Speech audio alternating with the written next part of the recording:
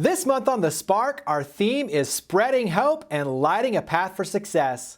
We'll learn more about the independent fundraising arm of Shelby County Schools and Education Fund for Greater Memphis Classrooms, a nonprofit spreading sunshine and serving families impacted by childhood illness, and a kindergarten through 6th grade charter school personalizing the learning to enable students to reach their full potential. We'll also share a special moment from our Spark Awards 2020.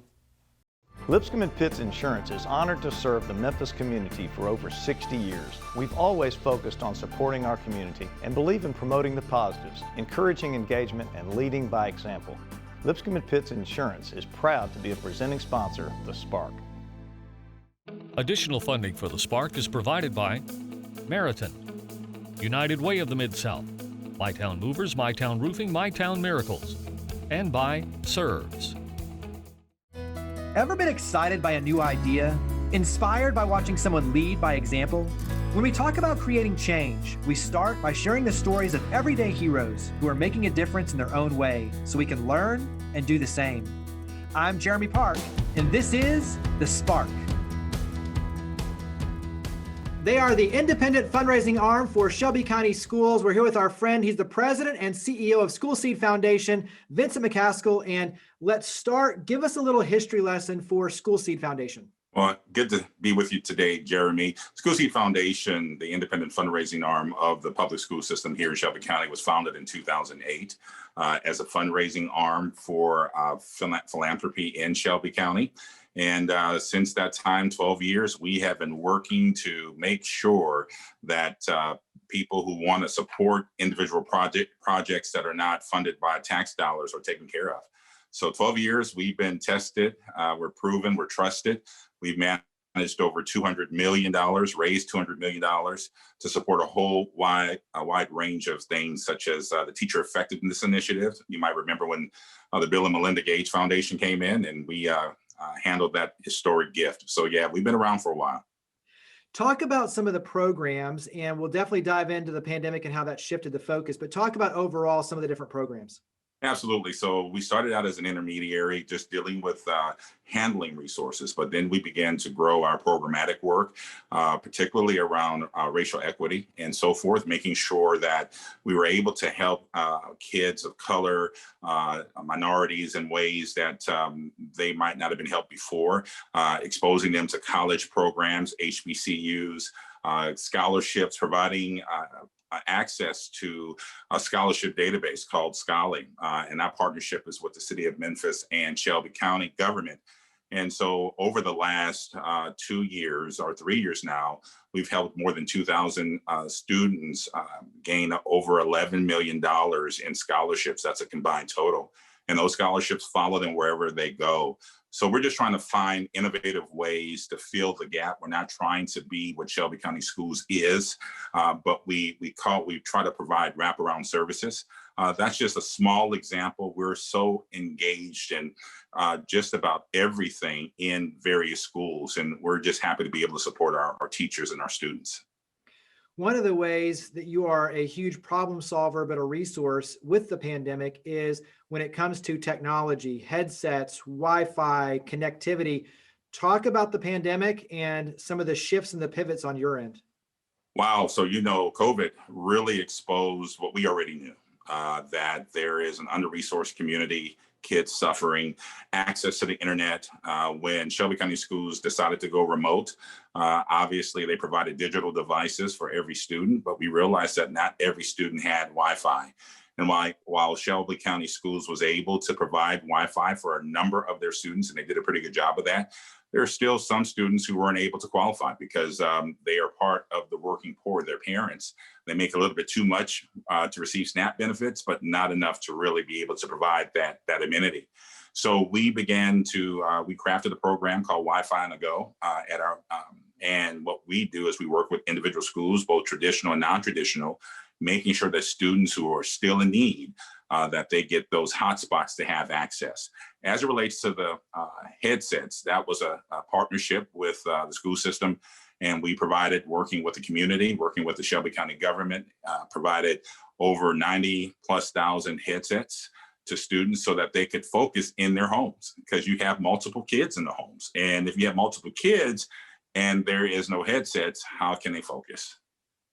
What's been the feedback on your end, either from Shelby County Schools, the teachers, the parents? What's been some of the feedback in terms of the impact you're making? Well, the impact is very tangible and it's immediate. Kids who did not have hotspots, Wi-Fi, now have them. We did over 1,000 homes in 2020. That's a whole lot of homes. Those kids would not have been able to log on, which that means the absenteeism rate was a little higher. Immediately when those families had access, of course, those kids could show up. So we heard immediate feedback from the administrators at various schools. As it relates to the headsets, we have heard so much from families about this extra amenity that helps their kids focus. And really, that student needs to remain connected with the teacher, not everyone that's in the house. So those two things, we could not have done it without the community. And we raised over $1 million for this effort. And we're just really ecstatic. We know there's more work to be done, but this is just one piece that really made a difference. What's something that you want everyone to know, especially the public, about School Seed Foundation? Well, School Seed Foundation works with anyone in the community that is trying to do something that's school related. People have set up scholarship funds through us, so we manage that. We do so much. We work with parents who might have projects in the community that will affect the students who go to the school.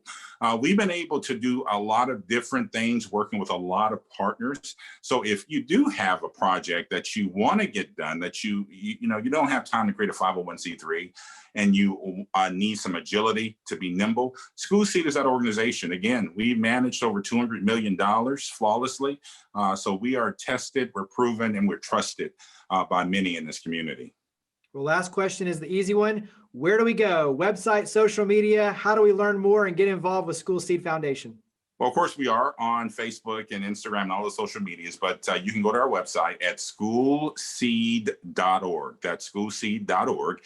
And you can call us at 901-207-1472. I'm so excited about the commitment of the community to continue to support our students. Well, Vincent, thank you for all you and your team do. Greatly appreciate it. Thank you for coming on the show. Thank you, Jeremy. Have a great day.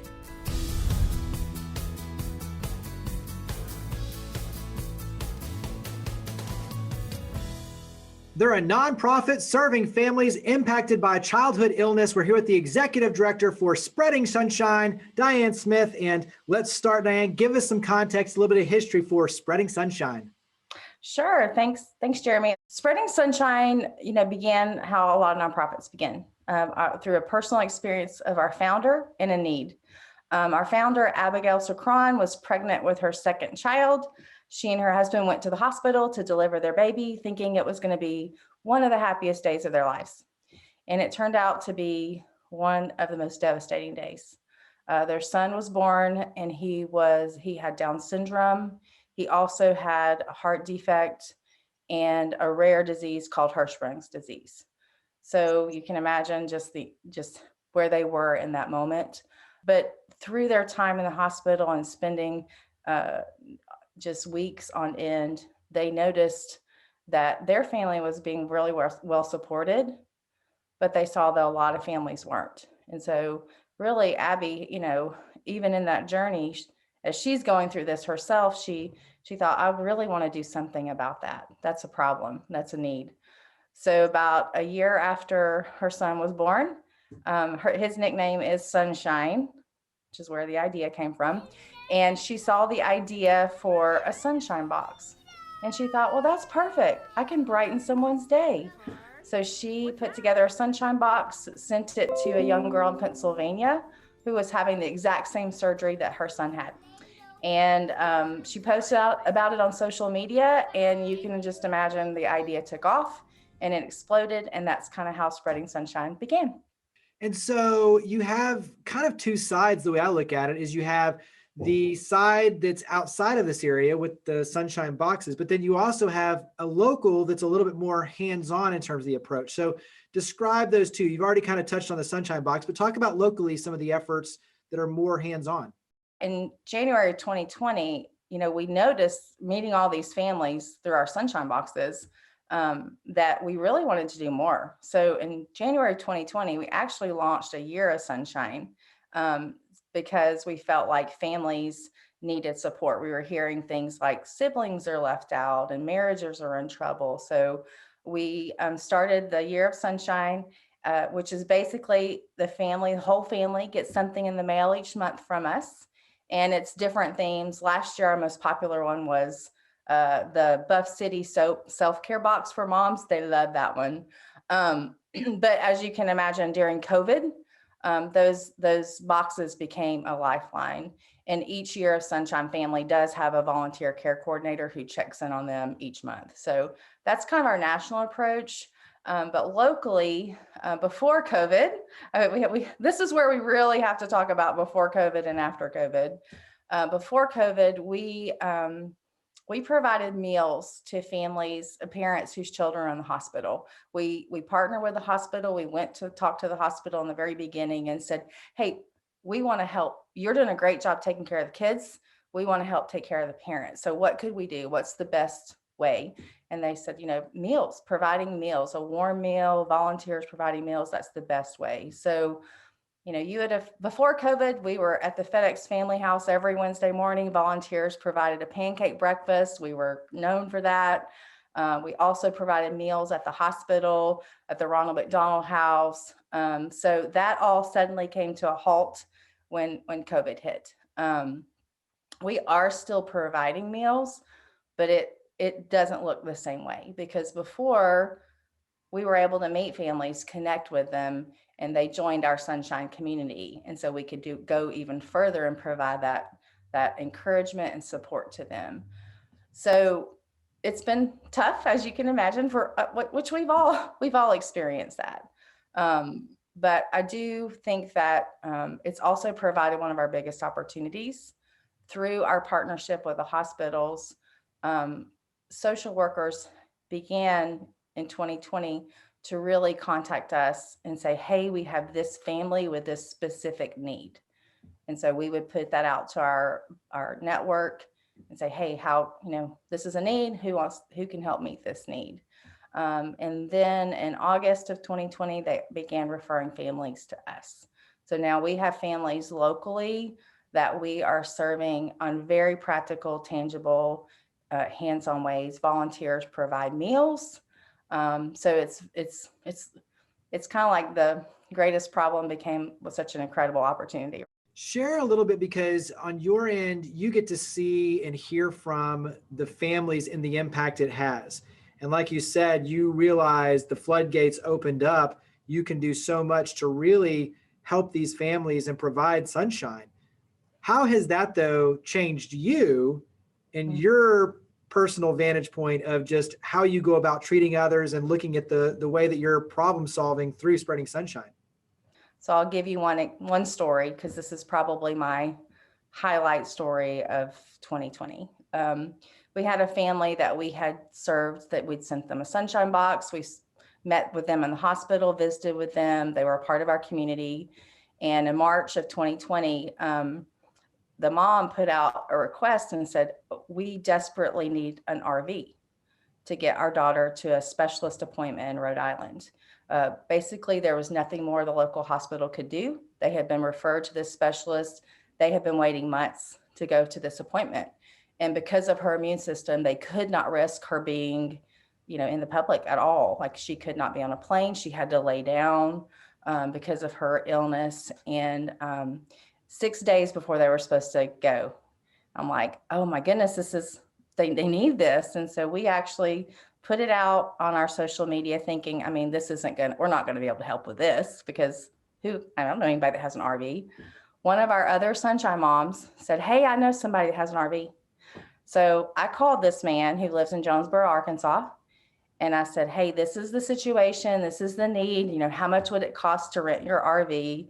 And he's like, no, I'm going to donate the use of the RV. and I'm also going to drive it to the family. So 6 days later, he delivers this RV. This family's able to go to Rhode Island. They're able to go to their appointment. And I'm thinking, we're just helping meet a need, right? And she said, because of that appointment, it changed the trajectory of their daughter's illness. It's opened some things up for them. And she said, you literally saved her life. Being able to go to that appointment saved her life. So it made me realize that it seems like what we do is small, little things, practical touches, tangible pieces of encouragement, but it does make a big difference in the life of families. So I feel like I'm a lot more motivated to gather the troops. I get in our community, we have so many families just in Memphis that are from all over, and they may not have a support system here. So that's kind of what Spreading Sunshine really wants to do, is step in and help be a support to them. So last question is the easy one. Where do we go to get involved? So website, social media, where would you send us? Sure. Go to our website is spreading-sunshine.org. And on the website, there's different ways to volunteer, to get involved, sponsor a Sunshine Box. It's so easy. Well, Diane Smith, thank you for all you and your team do. Greatly appreciate it. Thank you for coming on the show. Thanks so much, Jeremy. I appreciate it.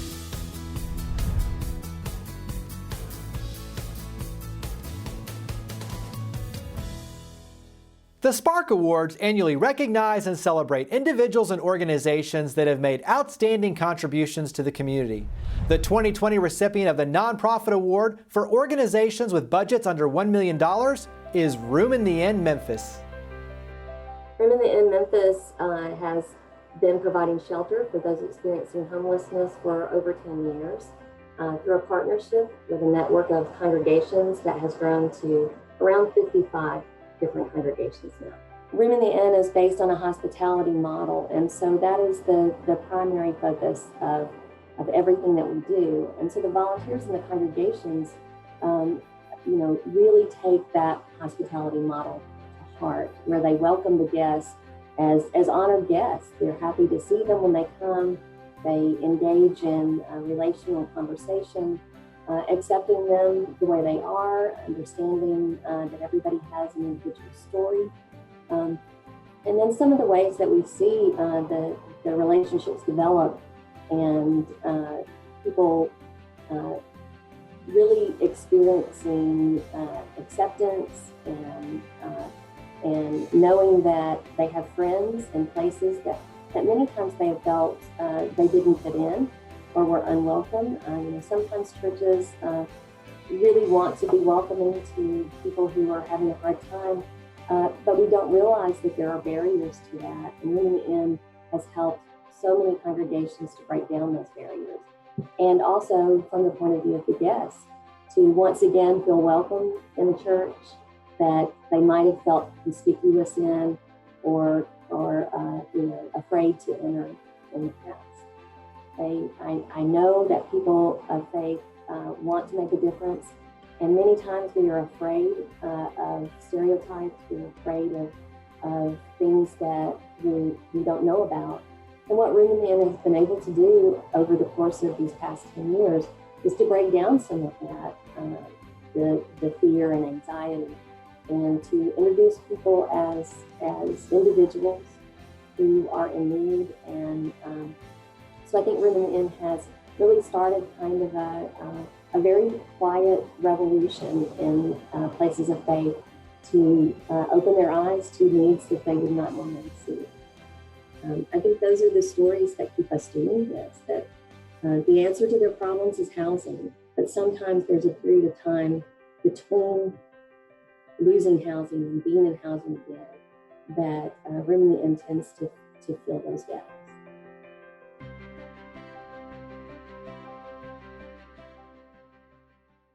They're a kindergarten through 6th grade charter school here in Memphis doing amazing work. We're here with the principal of Star Academy Charter School, James Johnson, and you are rich in legacy in terms of your history. So let's start with a history lesson for Star Academy Charter School. Yes, sir.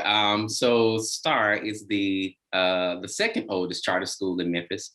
And with that means that we have a standing legacy that shows that there is something unique or something special about the school that has allowed us to be in existence for this length of time. So K through sixth grade, talk about the students, the diversity of the students. Describe your students. Yes, so again, as you mentioned, we currently serve kindergarten through sixth grade students. We recently added sixth grade.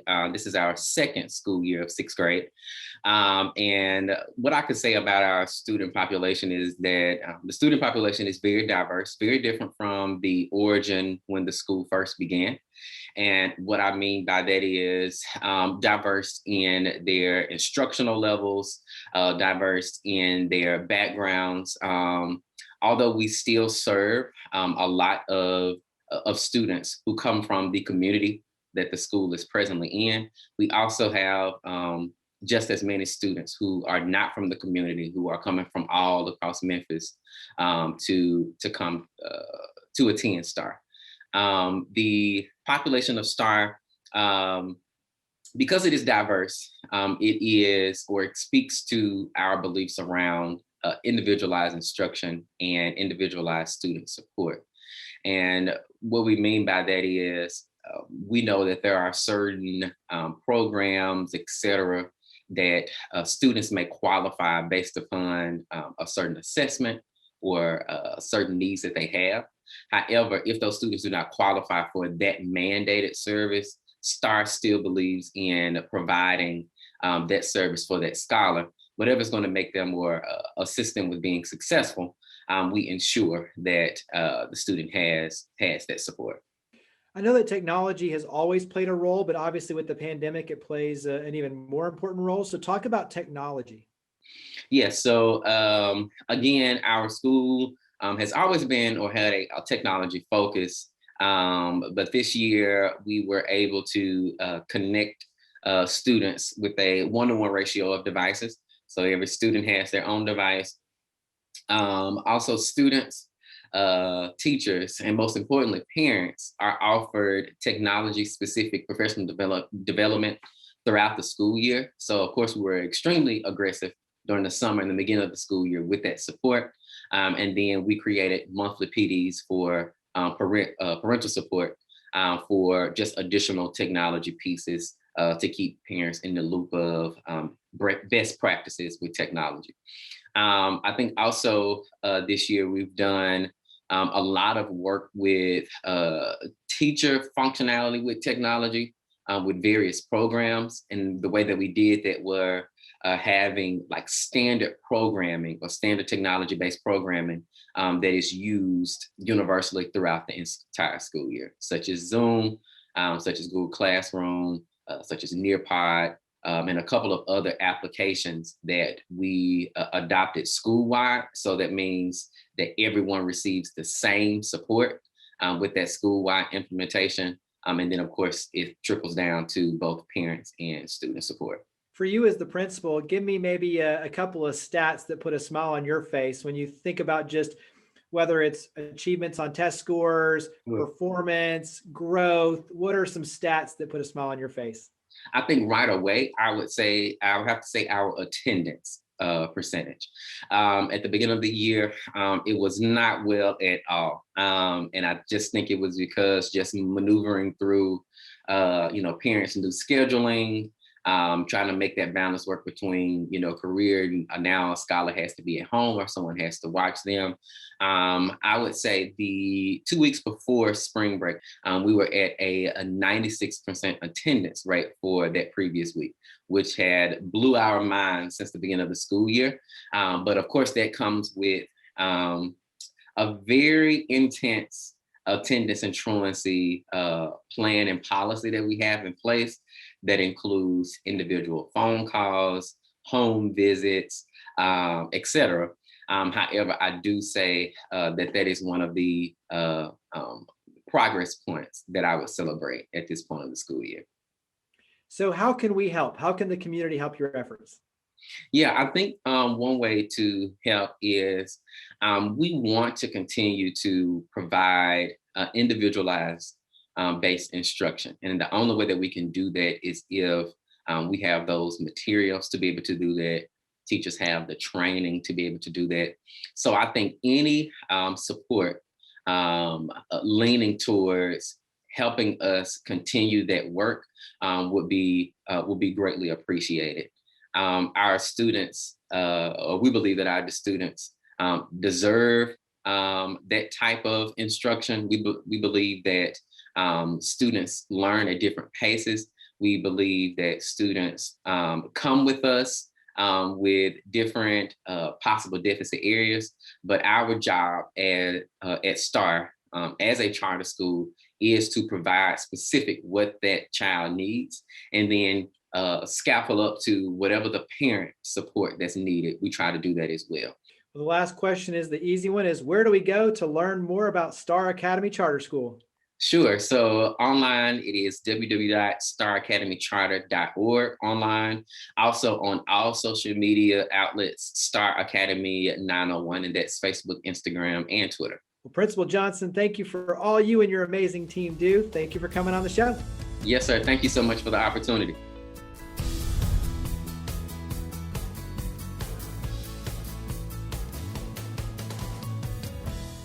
Hope is a powerful word. It's what gives us the strength to fight through adversity. It's the belief that tomorrow can be better if we remain committed and continue pushing forward today. When darkness is around like it has been for so many of us during the pandemic, it's important that we, as a community, focus on spreading hope and lighting a path for success for others. As we spread hope and light the path of success for others, it becomes like a candle that lights other candles and quickly illuminates the way for everyone, including ourselves. That's why the work that School Seed Foundation is doing for students across Shelby County schools, the work Spreading Sunshine is doing to help families and children impacted by illness, and the work Star Academy Charter School is doing to enable students to reach their full potential are all so important. We need more people and more organizations focused on spreading hope and lighting a path for success in our community. And it all starts with you and me becoming a spark. So thank you for watching The Spark.